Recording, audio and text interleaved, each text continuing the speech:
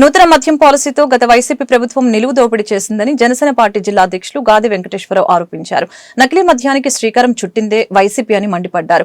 మంగళవారం గుంటూరు జనసేన పార్టీ జిల్లా కార్యాలయంలో ఏర్పాటు చేసిన మీడియా సమావేశంలో గాది వెంకటేశ్వరరావు మాట్లాడుతూ వైసీపీ కావాలని నకిలీ మద్యం అంటూ రాద్ధాంతం చేస్తుందని దుయ్యబట్టారు. ఈ సందర్భంగా జోగి రమేష్ చేసిన వ్యాఖ్యలపై ఆగ్రహం వ్యక్తం చేశారు. పవన్ కళ్యాణ్ ని విమర్శించే స్థాయి వైసీపీకి లేదని అన్నారు.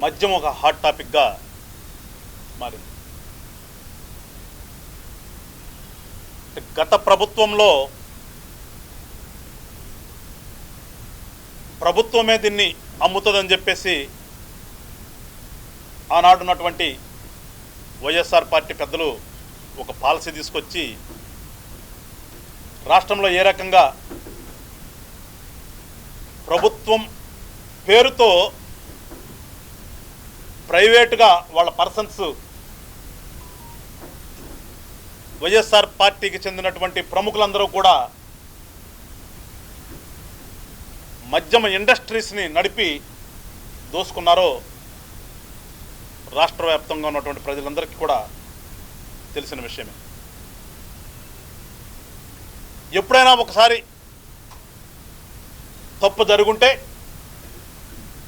ఆ తప్పును ఖచ్చితంగా నెక్స్ట్ వచ్చేటటువంటి ప్రభుత్వం ఎంక్వైరీ చేయవలసినటువంటి బాధ్యత ప్రజాస్వామ్యంలో ఉన్నటువంటి ప్రభుత్వాలకి ఉంటుంది, ఉండాలి కూడా. అదే క్రమంలో ఒక సిట్ను ఏర్పాటు చేయటం ఈ రాష్ట్రంలో ఇవాళ సిట్ ఇన్వెస్టిగేషన్ జరుగుతూ ఉంది. అప్పుడు జరిగినటువంటి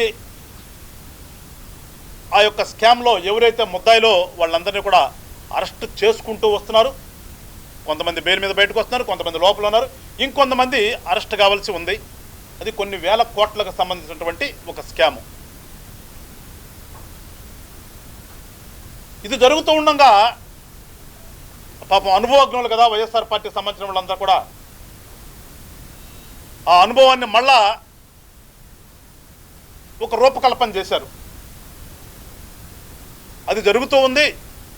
మనం భ్రష్టు పట్టిపోయే రాష్ట్రంలో ఏ ఇష్యూ మీద కూడా బయటకు వచ్చేటటువంటి పరిస్థితి మనకు లేదు. మళ్ళా ఏదో ఒక రకంగా ప్రభుత్వాన్ని ఇబ్బంది పెట్టాలి, ఇబ్బంది పెడితేనే అది డైవర్ట్ అవుతుంది, ప్రభుత్వం మీద బురద జల్లొచ్చనే ఒక ప్లాన్ ఆఫ్ యాక్షన్తో, ఇంకా చెప్పాలంటే ఒక కుట్ర కోణంతో ప్రభుత్వాన్ని అస్థిరపరుద్దామని చెప్పేసి ఒక కుట్రే చేశారు వైఎస్ఆర్ పార్టీకి సంబంధించిన వాళ్ళు. ఆ కుట్రలో భాగమే నిన్నటి ఎపిసోడ్. పాపం ఆ ఎపిసోడు అంత త్వరగా రాదనుకున్నట్టున్నారు. నిన్న ఉదయాన్నే రాష్ట్ర వ్యాప్తంగా నకిలీ మద్యం మీద